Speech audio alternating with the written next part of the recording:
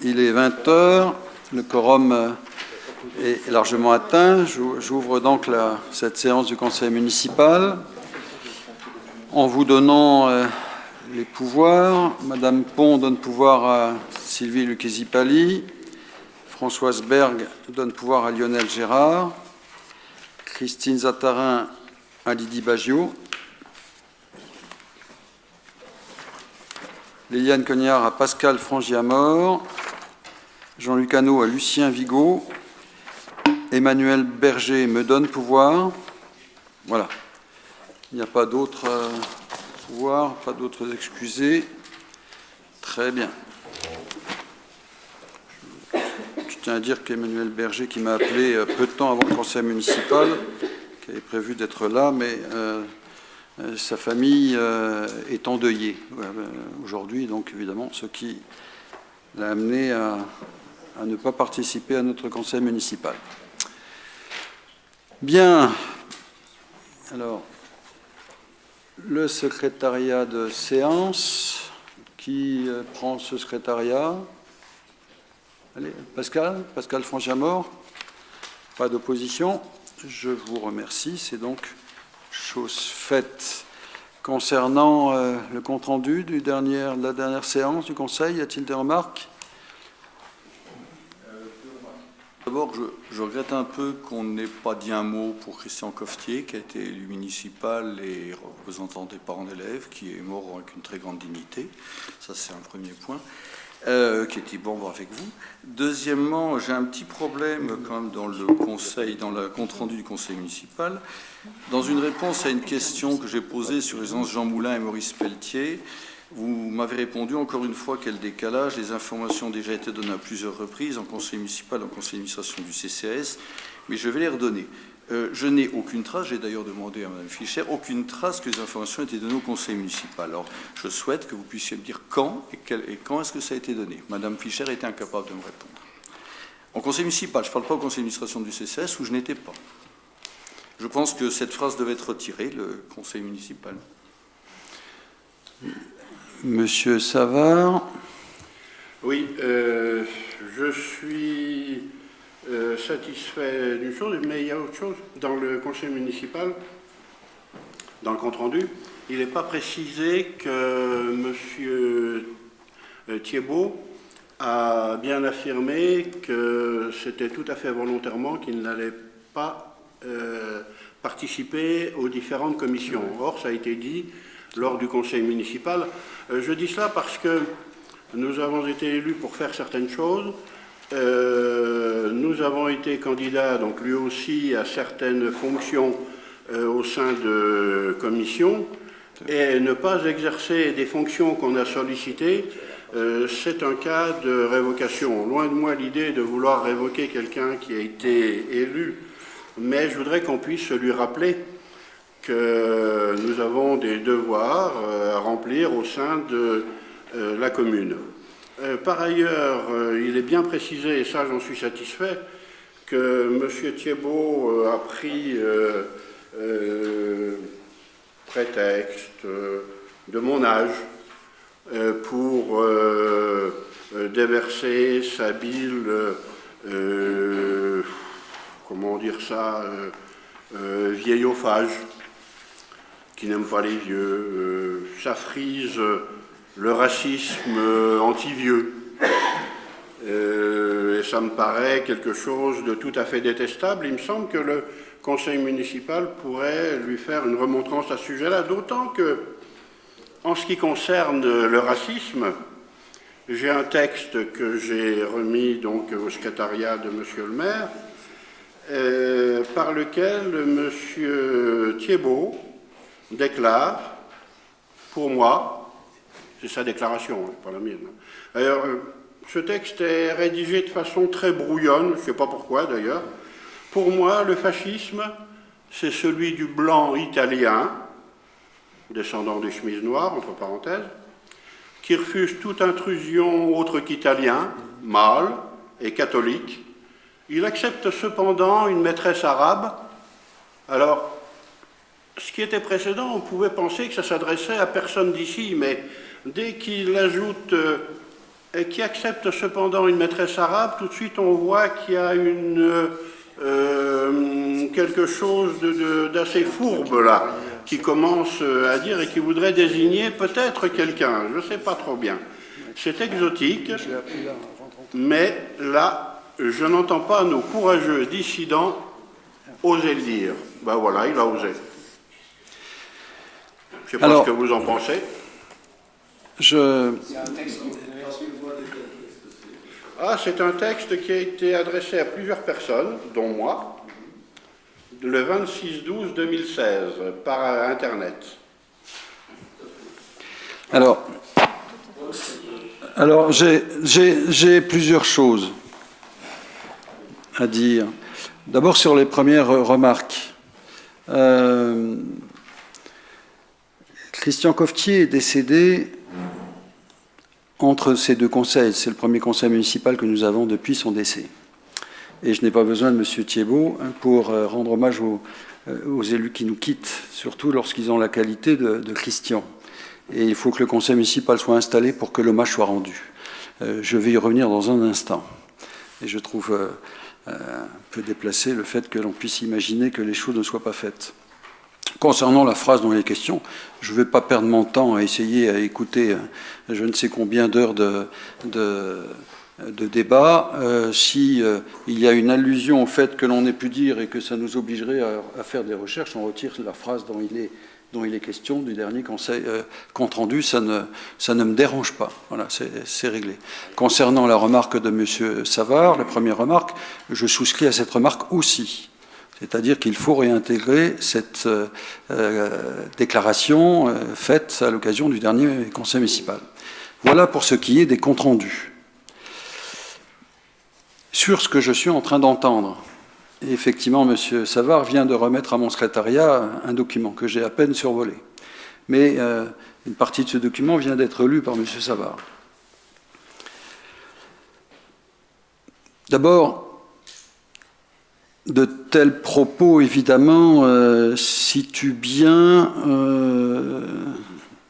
celui qui en est à l'origine.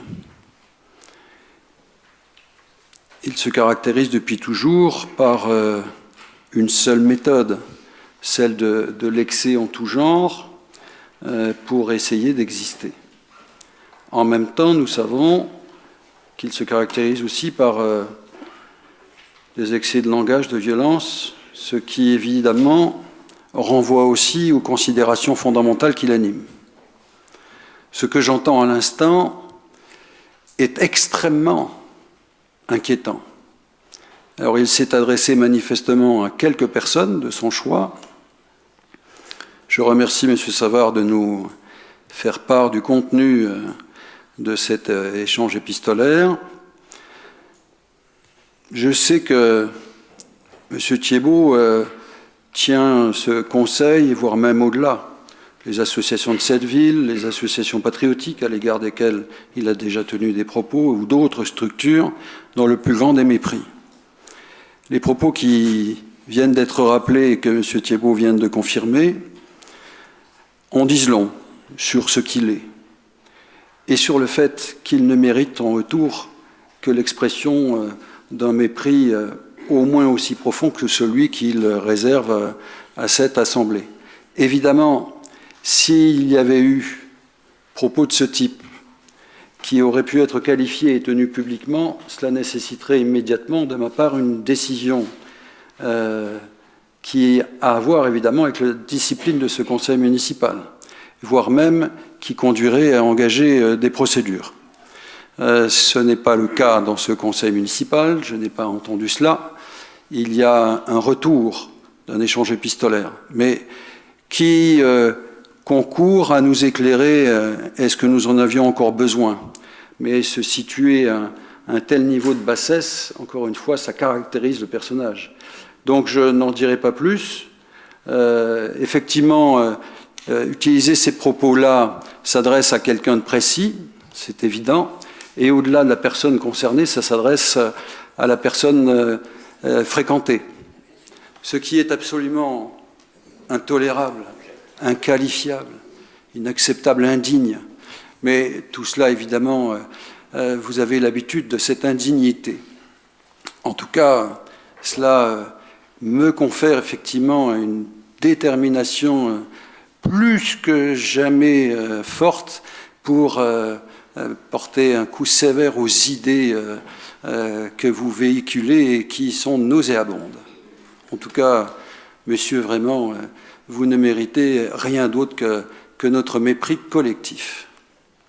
Je vous propose d'engager l'ordre du jour de notre conseil municipal. Sur les finances, l'ouverture de crédit d'investissement avant le vote du BP. Lionel Gérard. Merci André. Donc il s'agit de nous autoriser à des ouvertures de crédit avant le vote du budget primitif dans le cadre légal qui nous est permis. C'est-à-dire que l'an dernier, nous avions des dépenses réelles d'investissement d'1 436 805 €. Nous pouvons donc ouvrir un quart de ces crédits, soit 359 201 €,25 €. Et ce qu'il est proposé, c'est d'ouvrir des crédits pour la requalification de la rue du Commerce, la VMC dans les locaux Cavasic, le contrôle de l'accès au tennis et un stockage des illuminations de Noël. Y a-t-il des remarques? Oui. Monsieur Furlan. Je vais juste revenir sur les locaux Cavasic. En fait, bon, de toute façon, il faut le faire parce que, sincèrement, il y a vraiment un problème d'humidité. Et est-ce que le problème ne viendrait pas d'ailleurs? Est-ce qu'il n'y a pas possibilité de traiter différemment ce local pour que justement on n'ait plus ces soucis d'humidité qui sont assez grands quand même? Non, il faut ventiler pour... oui, ça c'est certain, mais est-ce qu'il y a... c'est pas l'humidité qui vient de l'extérieur, hein, c'est l'humidité interne. On est enterré et qu'on a besoin d'une ventilation. Enfin, je pose cette question parce qu'on m'en a parlé justement qu'il y avait vraiment un réel problème d'humidité. Et c'est vrai que c'est un peu dangereux pour les instruments de musique. Donc au long terme, hein, c'est pour ça que très nous voulons néfaste. intervenir. Oui. Oui. Donc c'est certain, je ne voterai pas contre ça parce qu'il faut le faire. Mais est-ce qu'il n'y a pas possibilité de créer une étude justement pour peut-être améliorer cet endroit, parce qu'il est utilisé quand même par pas mal de groupes. Et ça serait dommage qu'il soit déserté, quoi, au fur et à mesure du temps. C'est bien l'objectif. Aujourd'hui, effectivement, ça met en péril l'ensemble des instruments de musique qui sont stockés dans certains endroits, parce que tous les endroits ne sont pas humides à ce point-là, mais les quelques endroits où il y a des murs épais enterrés avec de la terre autour, le seul remède, c'est une ventilation efficiente. Nos services ont regardé, hein, M. Furlan. Ça fait quelques de temps différentes avec manières, Pascal mais et avec les services seule techniques de la solution, ville, ça semble être celle-là. Oui. On a essayé d'imaginer d'autres hypothèses, mais... Bien, il n'y a pas d'opposition, pas d'abstention. Je vous remercie. Le point 1.2.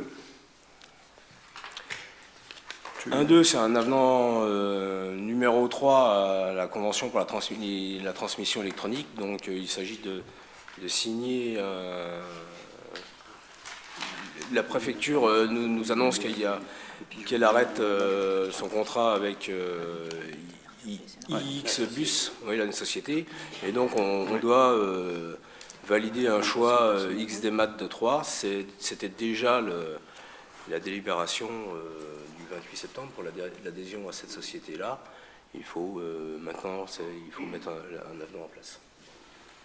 Pas de remarques? Unanimité, je vous remercie. Le point 3, le remboursement de frais d'admission à Lionel Gérard, qui s'est déplacé à Paris le 30 janvier dernier. Il s'agit de prendre en charge une dépense de 114 €. Lionel a conduit une délégation, enfin a été présent avec une délégation de techniciens du secteur à Paris sur les questions de communes nouvelles. Est-ce qu'il y a des oppositions? Des abstentions? Non, tu ne participeras pas au vote. Donc c'est unanimité, moins les voix de Lionel Gérard. Compte tenu de ce qui a été évoqué tout à l'heure en introduction du Conseil, je n'ai pas conduit ce que j'avais prévu de faire, que ce soit l'adresse de Christian ou de 2 points d'information que j'avais à vous donner. Donc je reviens sur ce point, compte tenu de ce que j'ai entendu et de la réaction qui a été la mienne. Donc je voudrais revenir sur 2 points d'information et surtout d'abord, évidemment, sur l'hommage à Christian.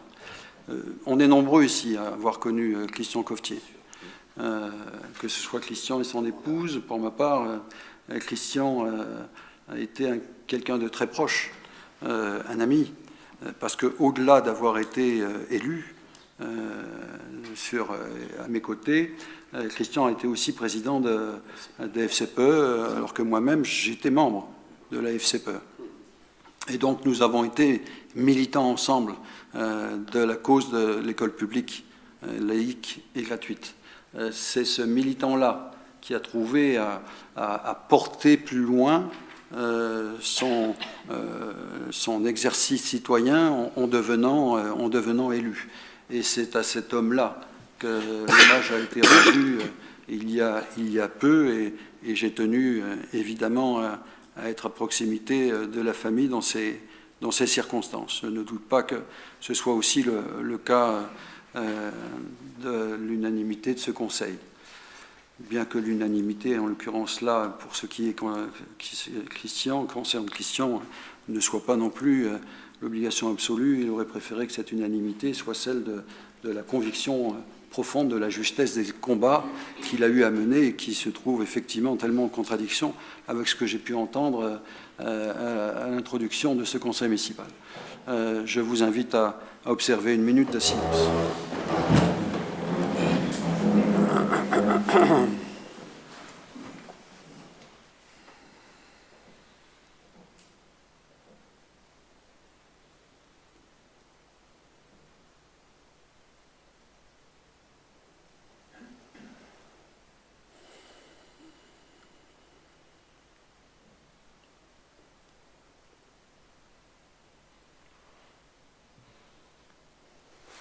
Je vous remercie. Je souhaitais par ailleurs vous donner 2 informations, l'une sur la commune nouvelle. Le conseil municipal, ici comme dans les autres villes, aura donné un avis avant l'été, donc nous aurons échange et avis à émettre avant l'été, et nous aurons, après une consultation dont les modalités ne sont pas définies, à prendre une décision à l'automne. Je veux simplement vous indiquer qu'évidemment nous travaillons, que ce soit les 4 maires, que ce soit les services qui se rencontrent maintenant régulièrement.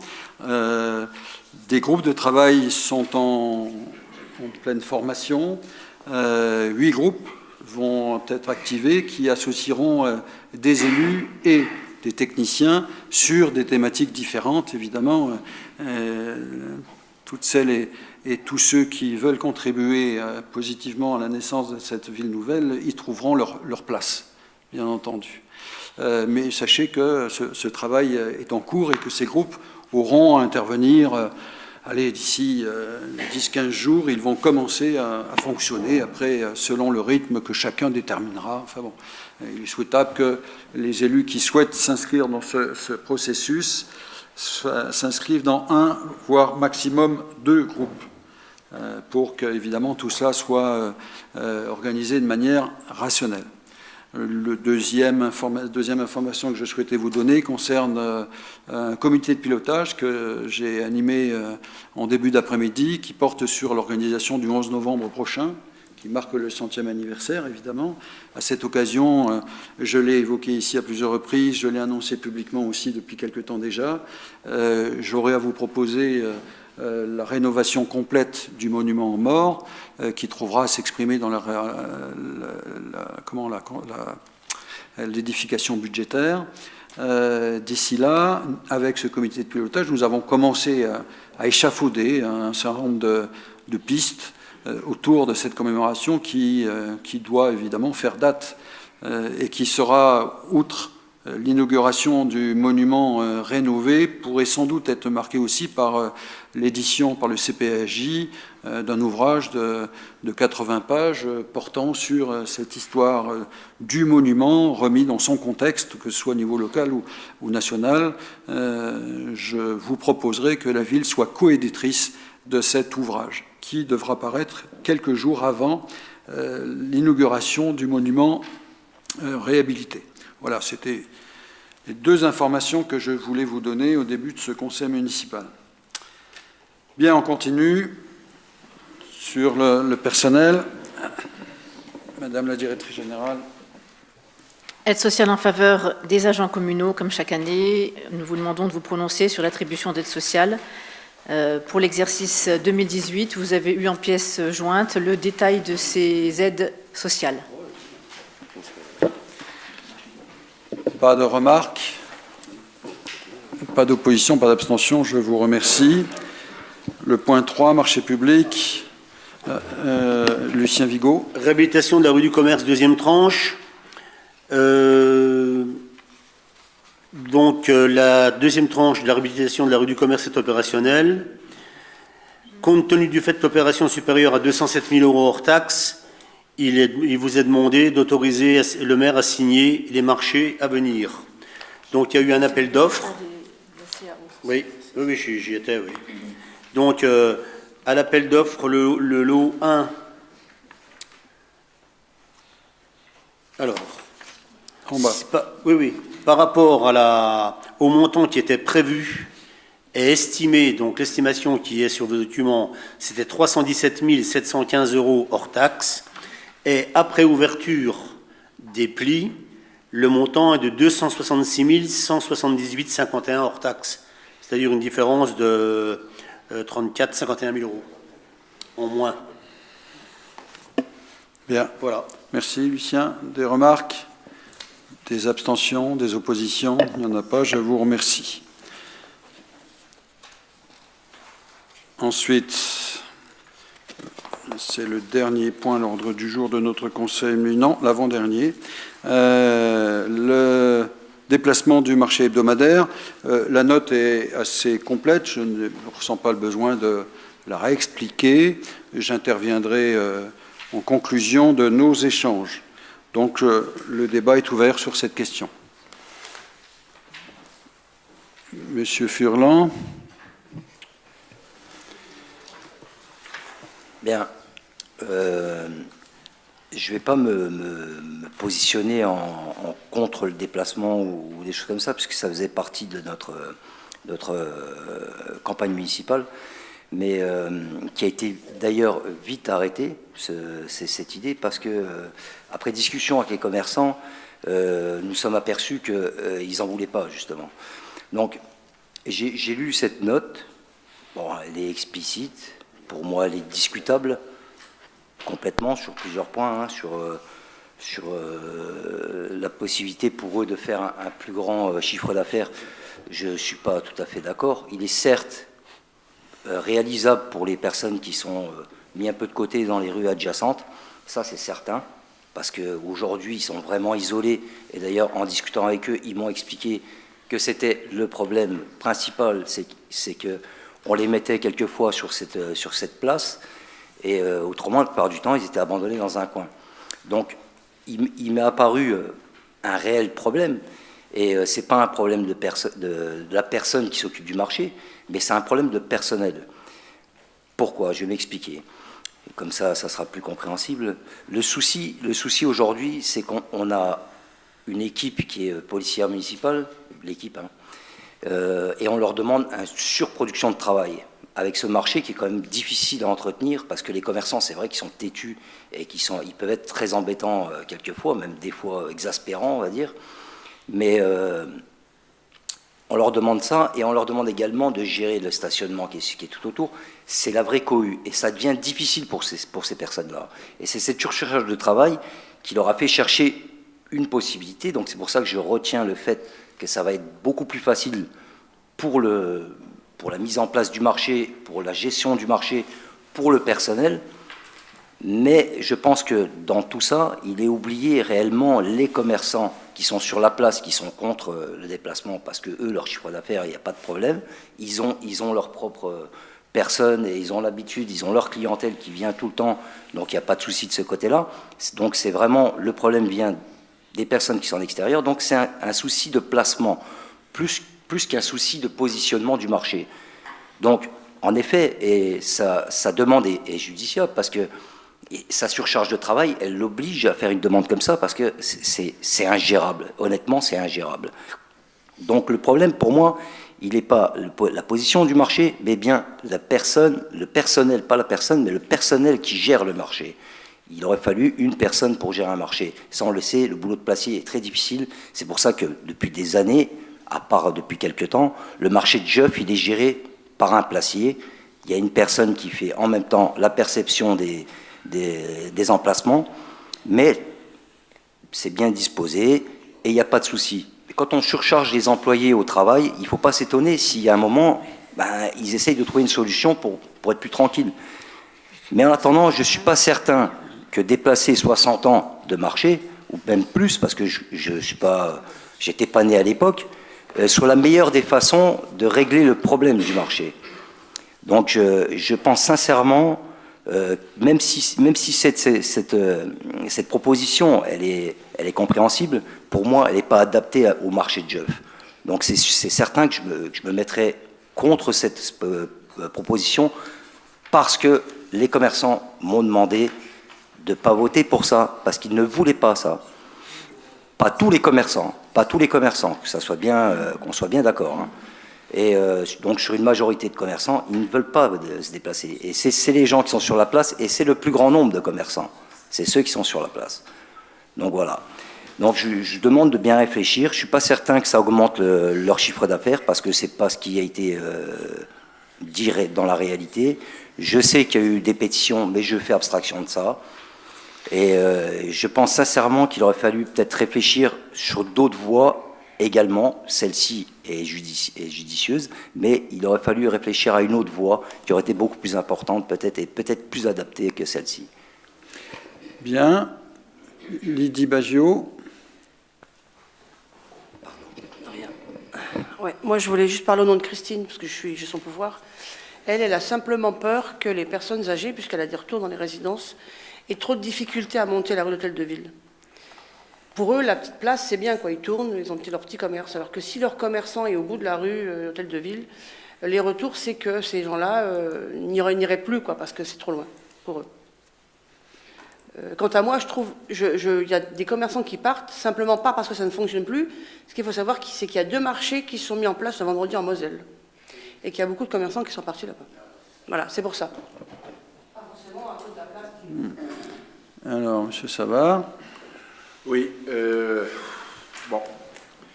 Effectivement, moi aussi, j'ai certains commerçants, certaines personnes qui m'ont dit que ça les arrangerait mieux d'une façon ou d'une autre. Bon, c'est bien. Mais ce que je vois, moi, ça n'est pas l'intérêt d'une personne ou d'une autre personne ou de moi-même. Ce que je cherche à voir, c'est l'intérêt général. Alors, des marchés qui fonctionnent très bien en étant des marchés places, il y en a. Des marchés qui marchent très bien en étant des marchés rues, il y en a aussi, ça marche bien. Les bouleversements dans les marchés sont toujours à prendre avec énormément de prudence. Moi, je suis persuadé qu'ici, à Jeuf, la question essentielle, c'est une question de repositionnement, puisque, comme l'a dit Mme Baggio tout à l'heure, il y a de nouveaux marchés qui se sont ouverts le même jour ailleurs et qui attirent un certain nombre de forains.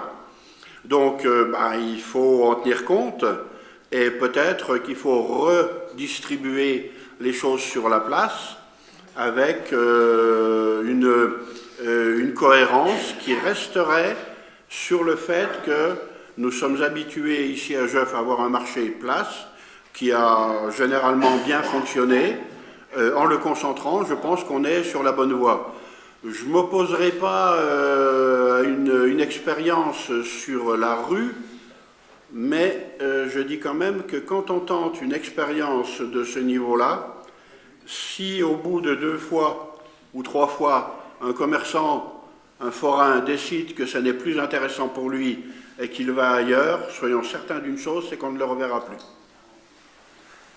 Voilà, merci. Quelqu'un d'autre? Monsieur Furlan. Merci.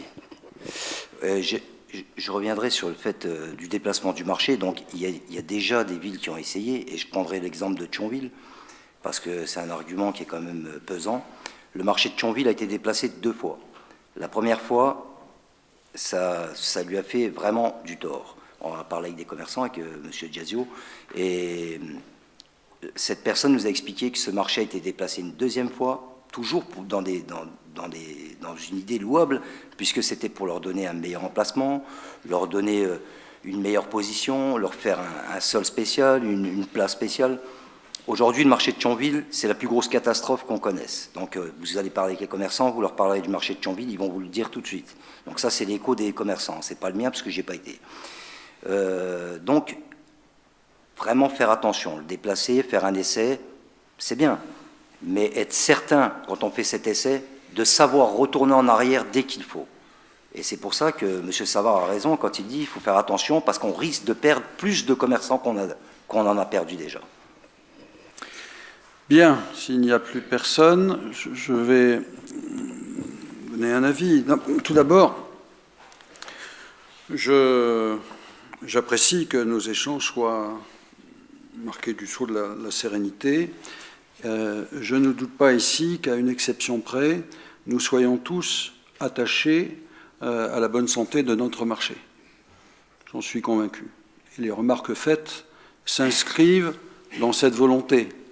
Et chacun a saisi aussi, a compris le fait que l'hypothèse qui a été avancée et travaillée depuis quelques mois s'inscrit aussi dans cette volonté. Et donc j'enregistre ça avec beaucoup de satisfaction.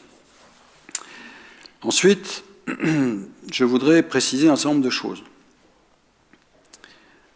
Tout d'abord, il serait évidemment, pour moi en particulier, plus facile de ne rien bouger, de ne toucher à rien, de laisser les choses aller. Ça aurait été évidemment plus simple, en dehors de remodeler un petit peu, retoucher à la marge. L'hypothèse qui a été travaillée est présentée à plusieurs reprises au bureau municipal et validée par lui, et donc par moi. Elle a été sur la base d'une proposition, effectivement, du placier. Alors, je me déclare en faux par rapport à ce que dit M. Furlan. Mais vraiment complètement. Il suffit d'avoir un échange avec notre placier pour être profondément convaincu que ce n'est pas sa charge de travail qui le conduit à avancer cette idée. Et je convie M. Furlan à avoir un échange avec notre placier. Par contre, lui aussi est transporté par l'idée, évidemment, de conforter, voire trouver des modalités de développement du marché. Alors, j'enregistre aussi avec satisfaction le fait que nous soyons d'accord pour dire que les artères qui ne sont pas centrales du marché se trouvent d'une manière ou d'une autre, et pas simplement les commerçants les plus éloignés, moins favorisés. Il y a des emplacements sur le marché tel qu'il est conçu aujourd'hui qui sont très favorables. Et je comprends bien que ces commerçants-là soient attachés à des emplacements qui soient très favorables. J'ai moi-même circulé à plusieurs reprises sur le marché, j'ai moi-même aussi rencontré les commerçants, bon, je n'ai pas voulu dresser une liste des commerçants qui étaient plutôt favorables par rapport à ceux qui ne l'étaient pas. Ça aurait pu être tout à fait intéressant et instructif d'ailleurs, parce que je pense que le résultat aurait pu en surprendre plus d'un. Mais en tout cas, les modifications telles que posées sont plutôt attendues. Est-ce que nous sommes sûrs d'avoir raison? La réponse est non. Il n'y a pas de certitude. C'est pour ça que la proposition qui est faite, c'est une expérimentation. Et je pense vraiment à ce terme-là. Et je sais ce que ça signifie. Parce que je souhaite vraiment que nous soyons attelés à l'objectif de la revitalisation d'un marché qui reste quand même l'un des principaux marchés du secteur. Donc, il nous faut avoir un petit peu de temps. Ça ne se joue pas en 2 ou 3 marchés, un peu plus. En plus, nous allons en même temps, comme je l'ai déjà indiqué, déployer Sur le marché des opérations de communication, j'ai déjà eu un contact avec le Républicain Lorrain pour aller dans ce sens. Nous allons aussi prendre des initiatives d'animation sur le foyer. Nous allons renforcer les ramassages en véhicules collectifs pour venir irriguer le marché de différentes manières. Et je rappelle par ailleurs, et ça je sais que c'est de la compétence presque exclusive du maire, mais vous comprendrez que j'y sois particulièrement sensible, c'est la question et les questions liées à la sécurisation du marché. Et j'ai encore reçu, il y a quelques semaines de cela, une note de l'État portant sur l'organisation des manifestations locales, dans le cadre non plus maintenant d'un régime d'exception, puisque nous avons fait de l'exception une loi, contre laquelle, pour ma part, je me suis opposé. Mais néanmoins, elle existe. Et donc, il y a là des obligations qui sont faites. Et il était incontestablement plus facile de défendre, dans le sens noble du terme, le marché sur le format rue que le marché tel qu'il existe aujourd'hui. Évidemment, si demain, je touche du bois pour que ça n'arrive jamais, mais nous sommes là pour prévenir ce genre de risque, comme à chaque fois. Vous savez bien que maintenant, on ne peut pratiquement plus organiser de défilés, par exemple. Hein. Ça nous a amené à revoir un certain nombre de choses, que la fête de l'écologie de la Grenouille, nous l'avons aussi évité quelques aspects. Enfin bon, même sur le 14 juillet, enfin, je ne rentre pas dans le détail. Oui, ça s'inscrit aussi dans cette logique. Il me revient d'assurer très directement cette responsabilité-là. Et elle est lourde, évidemment. J'entends bien l'exercer complètement. Et donc, c'est l'ensemble de ces considérations, mais la principale étant la volonté que nous avons chevillée au corps de porter un projet qui est à la fois audacieux, mais en même temps modeste. Hein, parce que quand même, nous le savons tous ici, le marché occupe déjà une partie de la rue de l'Hôtel de Ville. Il ne s'agit pas de déplacer le marché dans je ne sais trop quel autre endroit de la ville. Parce qu'un déplacement, souvent, lorsqu'on parle de ce qui s'est passé dans d'autres villes, ce sont des déplacements sérieux, réels, sur un autre quartier, ou alors on essaye d'écarter le quartier du centre-ville. Ce n'est pas du tout cela dont il s'agit. On va occuper la rue de l'Hôtel de Ville qui était occupée partiellement. Donc, en termes de déplacement, ça reste modeste. En même temps, l'objectif, vous l'avez à l'esprit, c'est la libération de la place d'Hôtel de Ville qui fera d'elle un parking tout à fait important d'accès au marché, comme il en sera de même pour les parkings de proximité de la salle des sports. Bon, voilà, je ne veux pas revenir et rebattre l'ensemble des arguments. Je termine en me félicitant de l'échange qui se veut, je l'ai dit, serein et en même temps de propositions très constructifs. J'y suis sensible. Et sur la volonté affichée par tous ici de travailler à la réussite. C'est une expérimentation. Je n'hésiterai pas, si je devais constater que l'objectif que nous nous assignons collectivement de réussir ne soit pas atteint, de, évidemment, revoir la copie. C'est à cela que ça sert, une expérimentation. Voilà. Merci encore une fois de la qualité de nos échanges. Je vais donc soumettre aux voix. Qui est contre ? 1, 2, 3, 4, 5 contre. 5 contre, hein, c'est bien ça. Qui s'abstient ? Très bien. Je vous remercie. Donc, nous nous engageons dans cette expérimentation. J'ai ensuite une motion concernant le maintien du TGI à Briey. Bon, là aussi, vous avez dû prendre connaissance de cette motion. Elle est explicite. Je veux la résumer de manière très simple.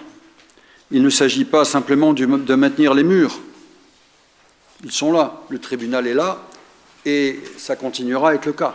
Chacun a bien compris qu'en réalité, avec cette énième réforme, on veut déshabiller, vider de sa substance le TGI de Briey, pas simplement de Briey, hein, mais un très grand nombre de tribunaux de ce type, pour en faire tout simplement des tribunaux de seconde zone. sur lesquels, évidemment, pour l'essentiel, les affaires ne pourraient plus être traitées comme elles devraient l'être. Ce serait un nouveau coup porté au bassin de Briey. Pour toutes les personnes, elles sont nombreuses à avoir besoin au recours du tribunal. Et donc, que ce soit pour les milieux économiques ou les habitants de notre territoire, c'est un mauvais coup. Comme d'autres ont déjà été portés, comme d'autres sont en train de l'être. Je pense en particulier au domaine de la santé, mais ce n'est pas l'objet de la motion. Pour ma part, je continuerai à agir sur les deux domaines, que ce soit celui du tribunal ou celui de la santé, comme je le fais depuis longtemps.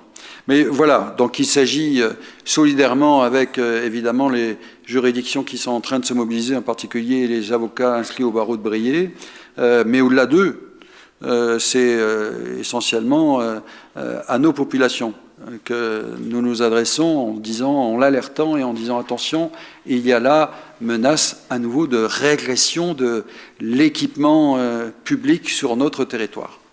Voilà, je vous propose donc d'adopter cette motion en faveur du maintien de l'ensemble des missions qui sont affectées au tribunal de grande instance de Briey.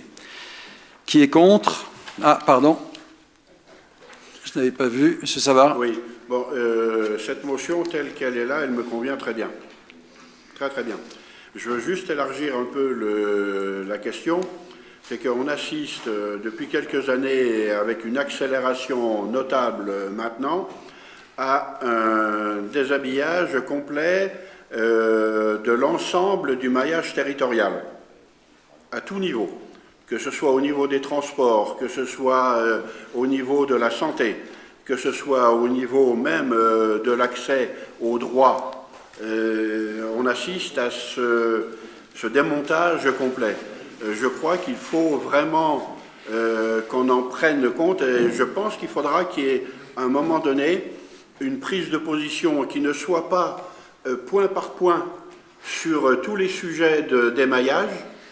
Bien sûr, il faudra le faire point par point aussi, mais il faudra peut-être que nous prenions aussi une résolution globale d'ensemble avec assortie de propositions que nous pourrions faire au sein de ce Conseil. Monsieur Savard, ça fait bien longtemps que nous l'avons déjà fait. Alors je souscris complètement à l'idée que nous puissions le refaire. Alors que ce soit sur des aspects précis lorsque ça vient, ou que ce soit sur des questions plus générales. Lorsque nous nous sommes déclarés ville hors AGCS, c'était ça l'objet de la motion et de la décision que nous avions prise. Et nous avons pris de place en place des décisions de ce type. Et en tant que président du groupe Front de Gauche du Conseil départemental de Meurthe-et-Moselle, nous avons voté contre un rapport qui nous était présenté il y a quelques semaines de cela. D'ailleurs, il y avait aujourd'hui, à l'initiative du préfet, une réunion en préfecture sur ce sujet auquel je ne pouvais pas participer, mais je sais que c'est de pleine actualité et je ne doute pas que le préfet se rapprochera de moi à ce sujet. Nous avons voté contre le schéma départemental d'accessibilité des services au public. Pas des services publics, des services au public. Nous nous sommes prononcés contre parce que tout simplement, c'est un emplâtre sur une jambe de bois et qu'en réalité, ça camoufle un phénomène beaucoup plus vaste, beaucoup plus nocif pour le pays, c'est son affaiblissement en affaiblissant les services publics de tous ordres. Donc, là aussi, je me réjouis que je ne... Ça fait longtemps que je ne suis pas seul, mais que nous soyons de plus en plus nombreux à nous en rendre compte et à prendre la mesure de ce qui est en train de se produire. Y a-t-il... C'est très bien, très bien. Et plus on est nombreux pour évidemment faire ce travail et travailler à cet ouvrage, mieux c'est. Donc je suis content d'être plus nombreux ce soir qu'hier. Y a-t-il des oppositions ? Des abstentions? Très bien, je vous remercie.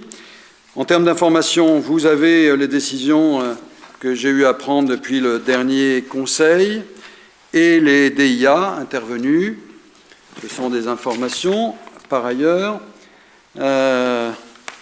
Il y a eu 4 questions orales m'ont été adressées. Tout d'abord, M. Savard m'a adressé 2 questions. M. Savard. Alors, oui.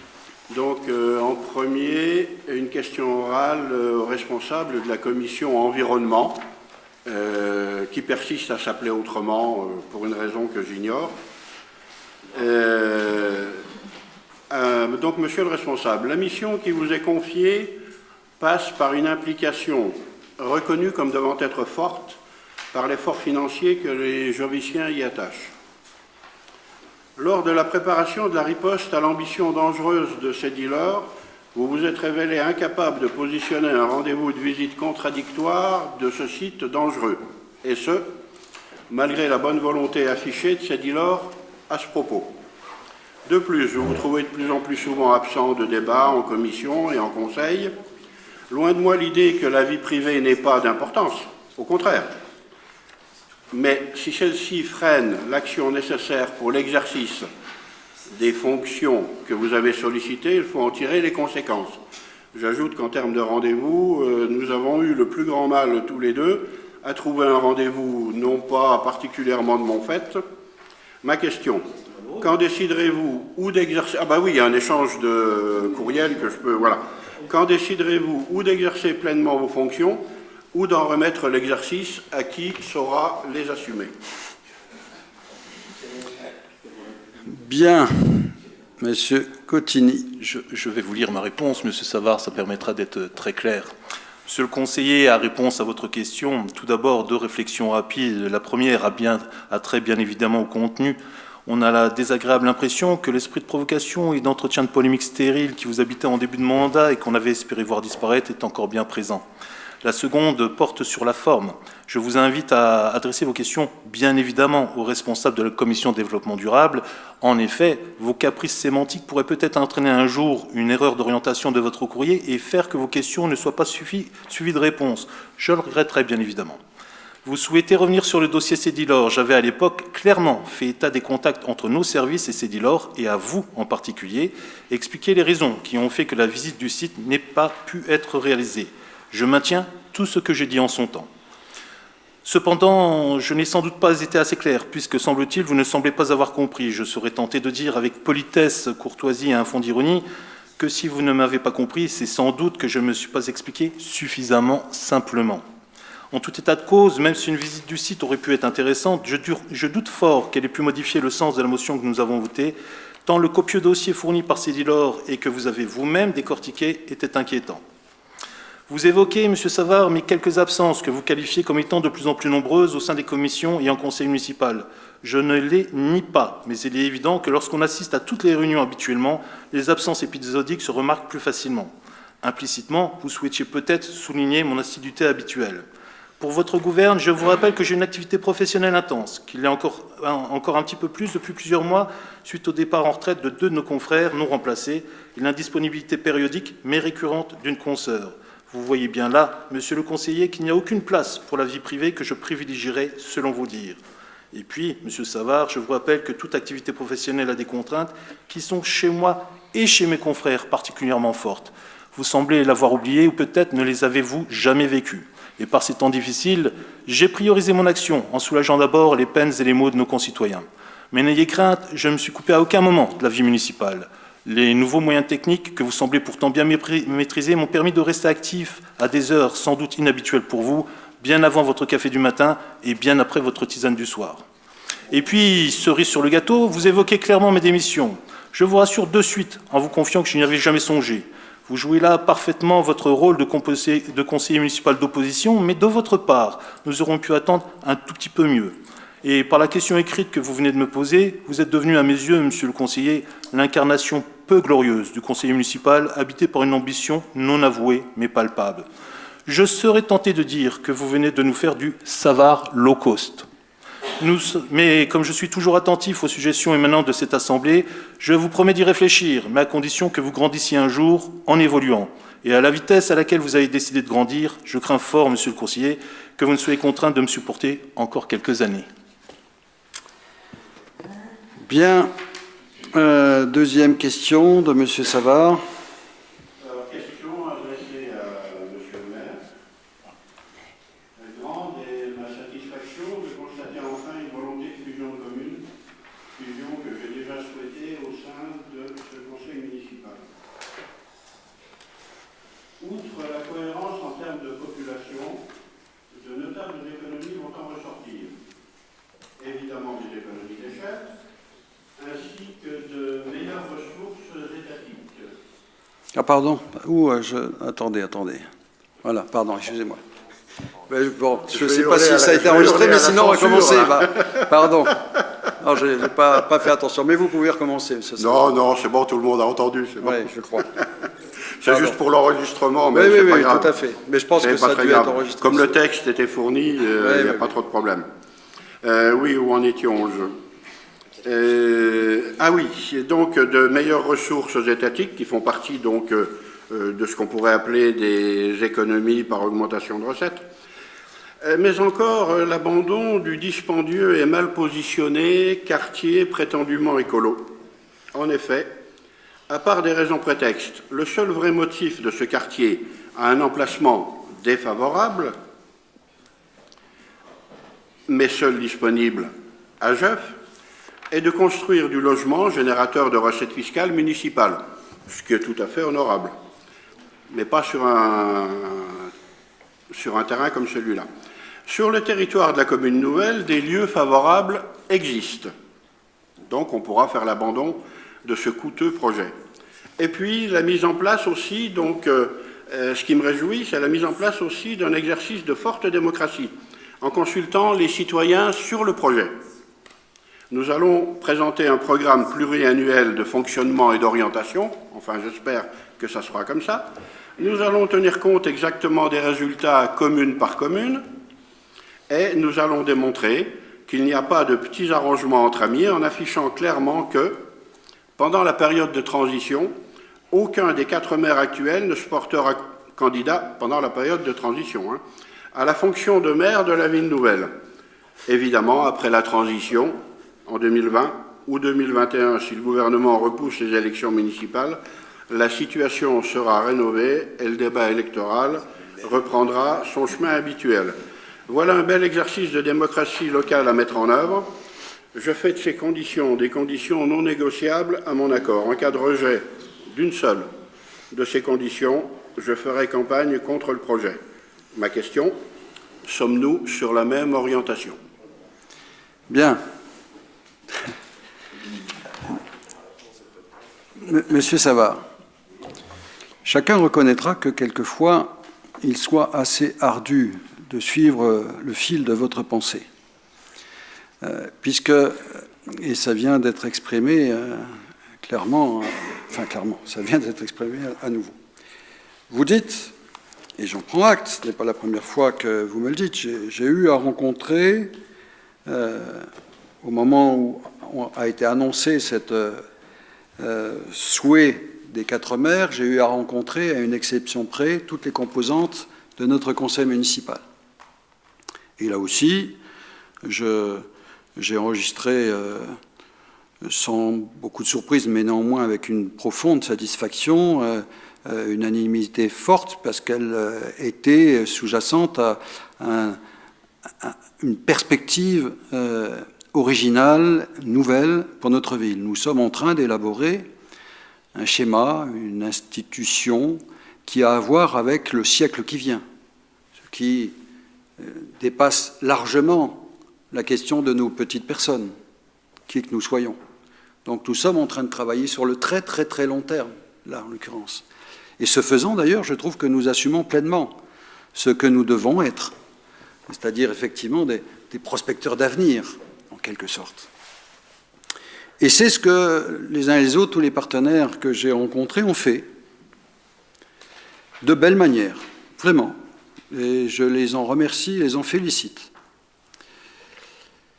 Et puis, vous teintez cela immédiatement de quelques considérations, voire même de ce qui ressemble presque à un oukase, en disant des conditions qui n'ont rien à voir avec cette stratégie sur le très long terme, mais vous l'amendez par quelques considérations difficilement justifiables, parce que ça voudrait dire qu'il ne faudrait pas, dans cette période transitoire, qu'il y ait de mer, quoi, pratiquement. Ou alors, évidemment,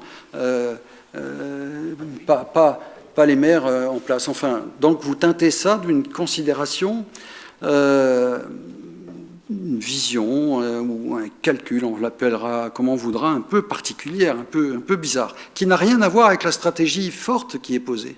Rien à voir avec le projet, rien à voir avec l'ambition que nous avions ensemble décrite et ensemble située. Et donc je regrette un peu cette dichotomie difficilement justifiable, ou peut-être trop. Quelquefois, ce qui est très difficile renvoie à quelque chose qui est beaucoup plus facile qu'il n'y paraît. Vous le savez bien, M. Savard. Mais moi, je resterai sur la considération générale, sur l'audace de ce que nous portons et ce que nous sommes en train de défricher pour l'avenir de la vallée de l'Orne. C'est cela qui m'importe le plus. Après, je ne suis pas, ni vous ni moi, en capacité de lire dans les mares de café. Nous verrons bien ce qui se passera en 2020 ou 2021. On verra bien ce qu'il adviendra à ce moment-là. Pour l'instant, je continue à convier toutes celles et tous ceux qui le souhaitent vraiment, ardemment et sincèrement, à travailler, à définir, à dessiner un nouveau paysage d'intervention pour la vallée de l'Orne. Bien, merci. Il reste 2 questions que M. Thiebaud m'a adressées.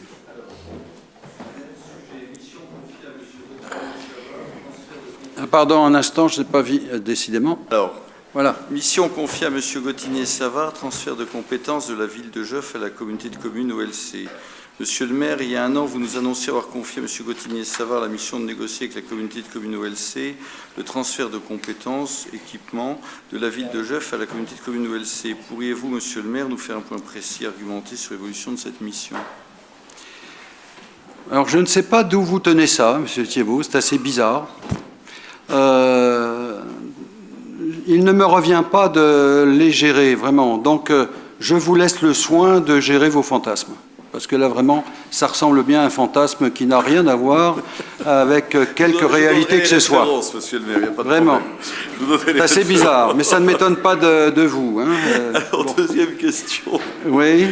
Alors, mission confiée à M. Berger pour l'amélioration de l'ex-Franprix. Monsieur le maire, il y a plus d'1 an, vous nous annonciez avoir confié à M. Berger une mission primordiale pour l'avenir de la ville de Geoff. Elle concernait la réhabilitation de l'ex-Franprix. Pourriez-vous, monsieur le maire, nous faire un point précis argumenté sur l'évolution de cette mission? Alors, monsieur Thiebaud, tout d'abord, je vous remercie d'avoir dit les choses de cette manière. C'est assez extraordinaire. Il n'y a jamais eu de Franprix à Geoff. Jamais. Alors, venant d'ailleurs,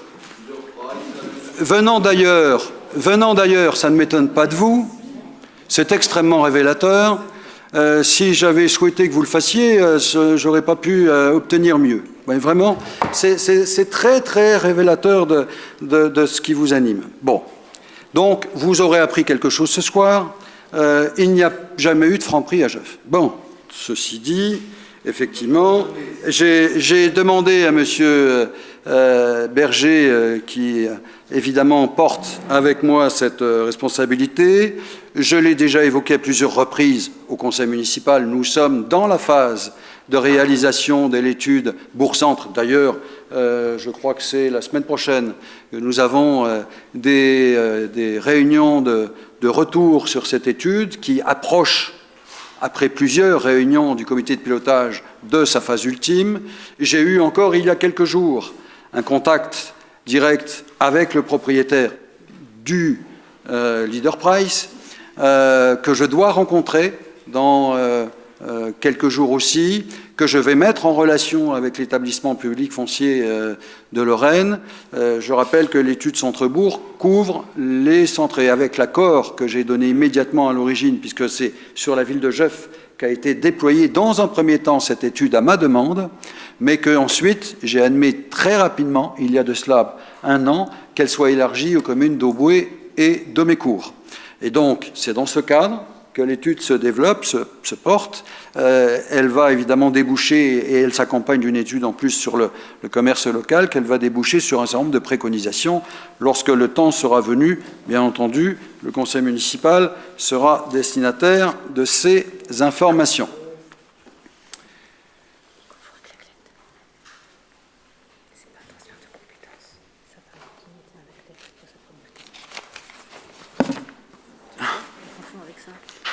Peut-être.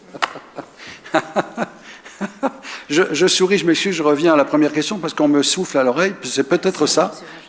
Ah, c'est Jean-Jacques qui y pense. Ça m'arrache un rire parce que il y avait peut-être sur la première question référence à la clette, ce qui n'a rien à voir avec ce qui a été évoqué tout à l'heure, parce qu'effectivement, M. Savard et M. Gottini sont membres de la clette. Alors bon, je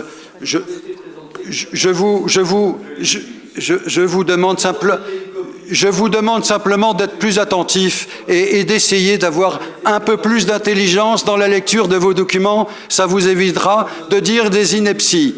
Je vous remercie, vous souhaite bonne soirée.